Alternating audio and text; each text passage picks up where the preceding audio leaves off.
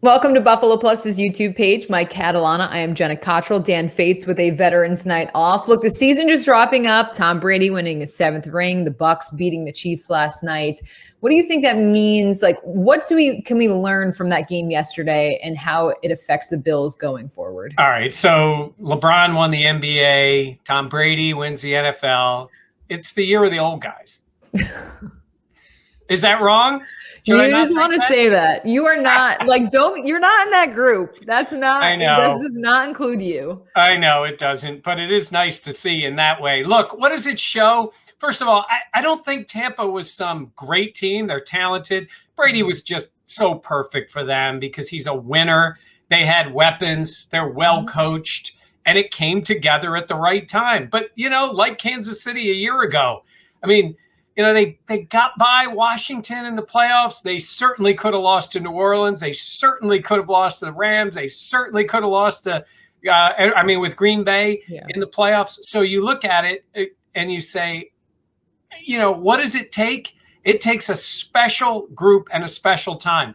But I also think this idea that Kansas City is going to go to 5 in a row and challenge everything, it's not so easy, is it, to keep winning Super Bowls? I felt like it was the Chiefs kind of coming back down to earth and realizing while they had an excellent regular season to get there and they played well in the AFC Championship, like it does take a lot to win a Super Bowl. And they did not play their game. They looked off. They looked human. And I think that's one thing that we've talked about is just we always compare the Bills to the Chiefs, knowing in the conference that's the juggernaut to really take down. But at the same point, I think it really drove home the point that like things can change and players, especially when you saw how well the Bucks played and how the Chiefs just really, I don't know. Do you think it was a little bit of maybe hubris of saying like, hey, we just run it back? I guess. I mean, look, they are talented, right? And even the Bills are saying run it back.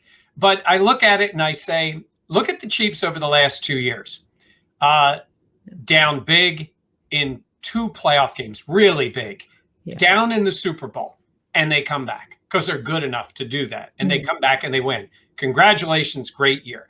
They play in the playoffs. And they were, okay against Cleveland, survived the Mahomes injury. Lost, They were really good against the Bills. Unfortunately for the Bills, sorry, but that's the Chiefs' best playoff game in 2 years. For sure. And then in the Super Bowl, they were bad. And last year's Super Bowl, they were good for like 10 minutes and they won it. So as great as they are, they're in the big moments, they're beatable, right? Yeah. Honestly, the only team that really didn't have a shot to beat them was the Bills, if you can look at it that way. And that makes you feel a little funny about the Bills going forward because they weren't really as competitive as they should have been against Kansas City. But if you look at this stretch, when Mahomes is Mahomes, they've been beatable in every game except the one against the Bills. So that makes you worry a little bit about the Bills going forward because they're going to have to fix some things to beat Kansas City. I agree. And I think there's some points from that Bucks team that the Bills can kind of take away. And I think a couple that stand out to me, if you start just on the offensive side of the ball, and we can say this because Dan Fates is not here, but just having a competent run game. And Leonard Fournette, he had about 100 yards. He had the touchdown last night. Playoff Lenny is what people calling him now. But he showed up and he was that outlet when they didn't have to rely on just Brady. Obviously, Brady has a ton of weapons, but at the same point, that kind of 2-pronged approach of having something to fall back on. Yeah, they can run it, and they had a dynamic tight end. Yeah. Ooh, that's offensively, they're the 2 things the Bills don't do. Now, that worked against Kansas City, but what worked mostly against Kansas City was their defense. Yes. And I know you're going to talk about those guys too, right? What they were able to do defensively against KC. Again, things the Bills don't do well. Yeah, the pass rush was huge last night. I felt like Patrick Mahomes was like running around with his hair on fire. And look, I know that the Chiefs were down on the offensive line due to injuries, but at the same point, it's hard to argue with those results when you see how much he was throwing weird off his foot. Like you saw some of those plays were Josh Allen-esque plays. Of just trying to make plays happen. And we've seen so many times those plays work out for Mahomes. But last night, obviously the team on Sunday, the team didn't have it. But just that pass rush and how consistent that was and how huge that was for them all season long. Because earlier on in the season, we knew they had the talent on offense, but like obviously it took a while for all those pieces to come together. You see what this game is, right? If you can't protect the quarterback. Yeah. Now look, I'm going to say this. Mahomes is awesome. Yeah. And he's the best quarterback in the NFL over the past couple of years. And he had a pretty big disadvantage in that offensive line was bad. I didn't think the game plan was great, and his receivers let him down. There's no question. All those things happen. But we are judging him pretty highly. Just like we talk about always moving the goalpost for Josh. Yeah. We're talking about him being the best quarterback in the league. He's supposed to elevate. And our good friend Nick Wright, that we always talk about, decided instead of to criticize at all of Mahomes, he talked about, which is true, how great the Tampa defense was and how great Brady and the offense took care of things, but also saying things like, I don't think anybody could have done better. Well, that's not the point when we're talking about Mahomes, right? Yeah. He's supposed to be that guy, right? Yeah. Stuff like that bothers me because it's like, obviously Mahomes has been huge in these last couple of years. It's hard to argue with that, but like how can you not be like, yeah, man, he didn't play well. Like he had a bad game. Like that's okay. I feel like people are afraid to say that. Like it doesn't have to be mutually exclusive. If I say he played bad, it doesn't mean he plays bad every game. Yes, he had drops, no question. I thought that certainly Tyreek Hill should have caught one. Even Travis Kelce, he played well, but he had a couple drops. He had a couple of drops too. Guess who else had a drop? Tom Brady in the end zone. Then they didn't score on that drive, and they came back. But look. Brady was protected much better. He got the ball out better. All I'm saying is, again, at this level, when I look at the way Josh played against Kansas City, where he got rattled, he got chased, he went backwards, he did all those things, he got a lot of criticism. Now, he's never won a Super Bowl, so some of that probably should be on him. And I'm not saying he doesn't need to get better. I'm saying is, I still think Patrick Mahomes is in that, place where he doesn't get a lot of criticism because he's been so good. Yeah. I think he could have been better. I still think it would have been tough for them to win, but the line let him down and his players let him down. But again, I'm saying is, Allen got crushed for that. He got crushed. You know? And their stat line looks about the same, except for Mahomes had 2 interceptions. Yeah. And, Mahomes had a touchdown. Right. Mahomes in 2 Super Bowls has 4 interceptions, been sacked 9 times, and he did it. He had 2 touchdowns. Big plays haven't really been there. They didn't really have them in either one of those games. And you and I were at the Super Bowl last year. So, this is not to criticize Mahomes and say whatever it is, but sometimes we looked at him like, oh my God, the Bills have got to deal with this guy for the next 10 years. Yeah. And you said it. He can look human. So figure out a way to make him look human. Yeah. I feel like we talked about the pass rush, but the linebacker play, Devin White in coverage, like the way he was able to lead the team in tackles, which he's 22. 22. Which Bills fans. There has been criticism of Devin White being a little out of position, a few things like that. I get it. Young players. But again, with Tremaine Edmonds, I like the guy. I think he's a pro. I think he has a chance to still be really good.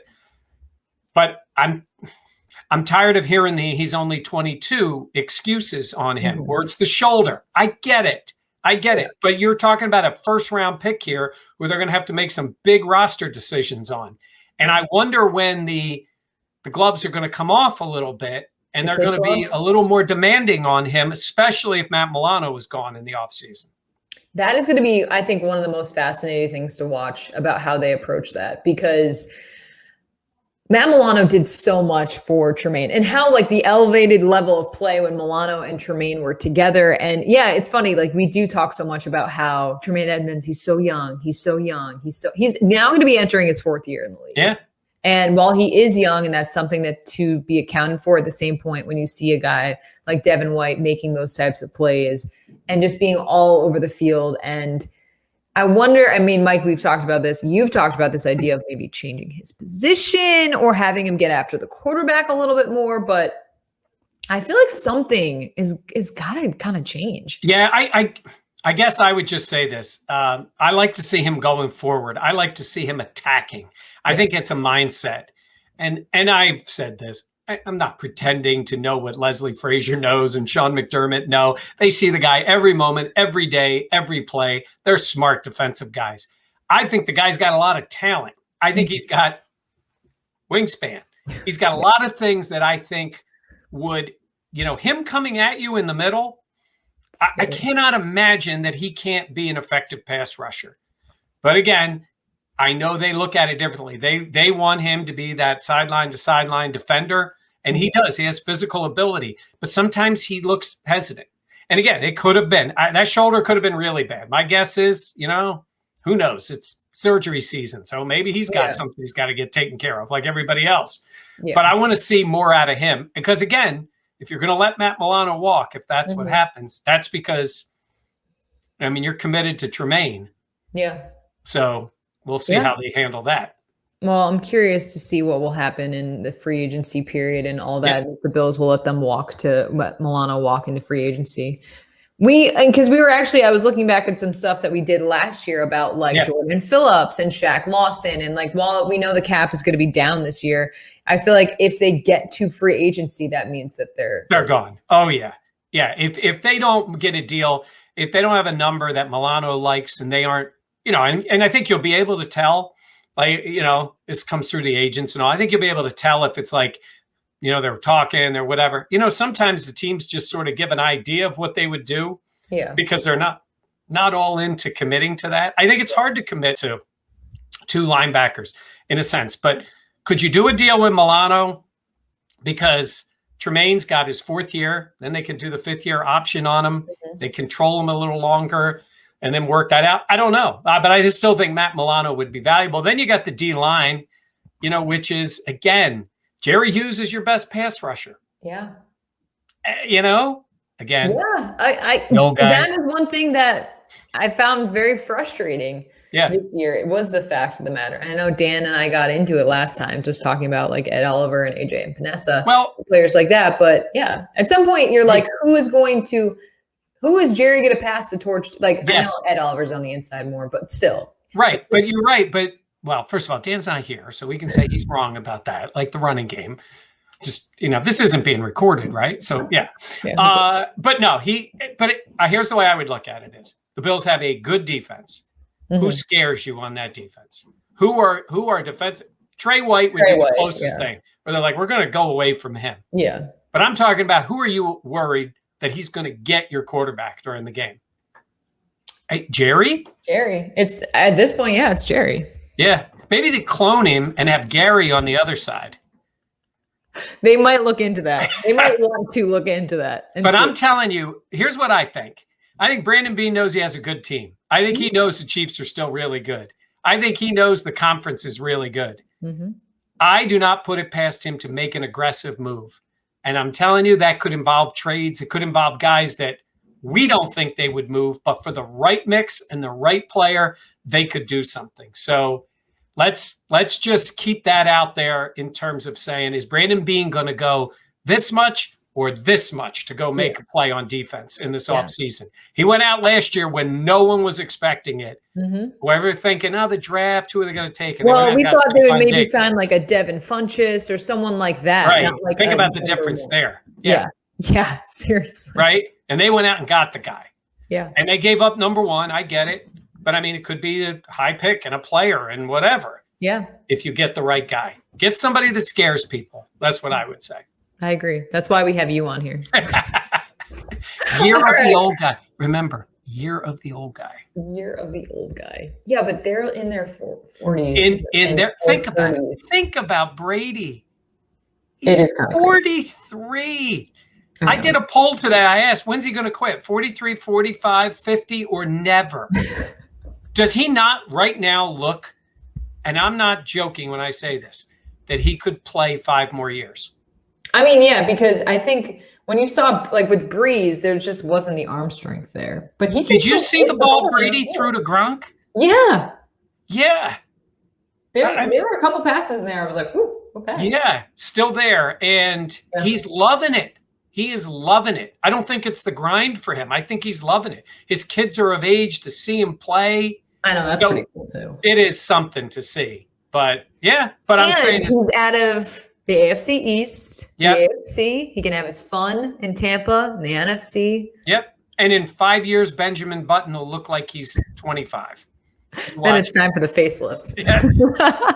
The second one. All right, we're going to wrap up here for Mike Catalana. I'm Jenna Cottrell. We'll be back later on with more coverage of the Buffalo Bills. Thanks for checking out the Buffalo Plus YouTube page. Be sure to like, comment, and subscribe.